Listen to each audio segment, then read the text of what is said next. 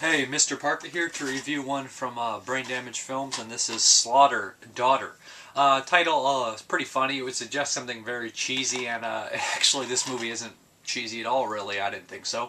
But basically what we have here is a woman who's left on her wedding day, and from this on out she becomes more unstable and more crazy than she actually was. Obviously there's something wrong with her beforehand, but as the film progresses, we see that she's had a history of trouble and problems. She begins to obsess with the serial killer who's soon to be on death row. She collects all his clippings and things like that. She actually goes and meets him, and the meeting triggers off all sorts of weird fantasy mixing with reality type deals, and she ends up wanting to kill her family and learn how to kill from him.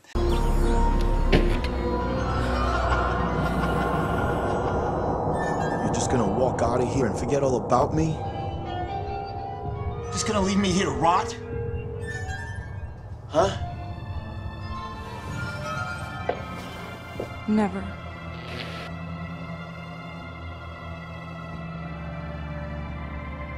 Marry me. A wife can't testify against her husband.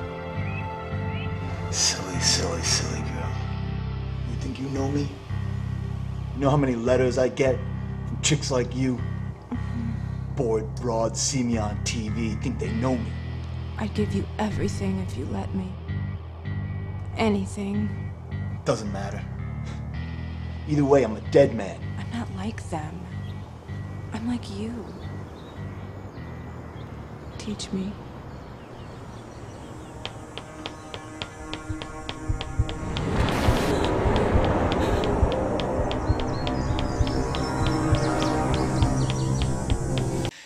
As this progresses, it also makes it worse that her father is dead, and her mother's going to remarry her father's best friend. This also makes her very upset, and there's some weird sexuality going on between one of the helpers and the mother, and really weird stuff there. So this kind of sets her off, and she begins to kill everyone.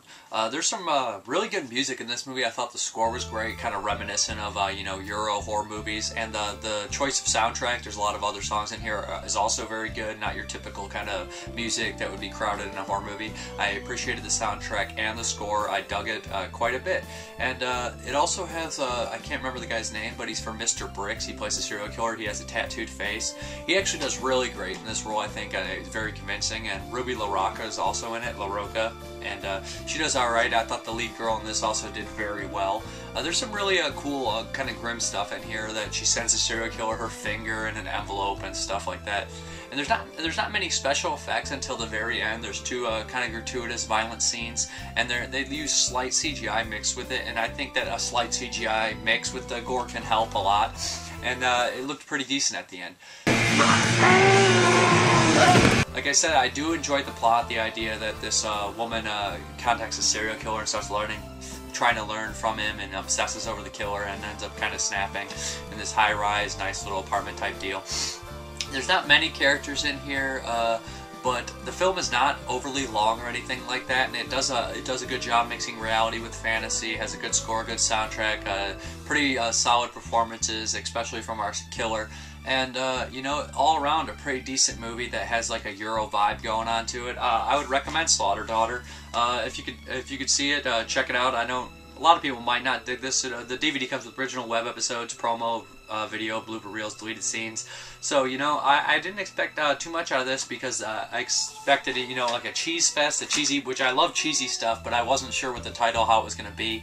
I expected maybe a lot of CGI violence and things like that. I wasn't really sure, but it delivers on the goods, and I think this is a pretty cool movie. With the plot is also very cool. I like the idea of I kind of like the femme fatale type deal. But thank you very much for watching, and have a good one. I'm Mrparka.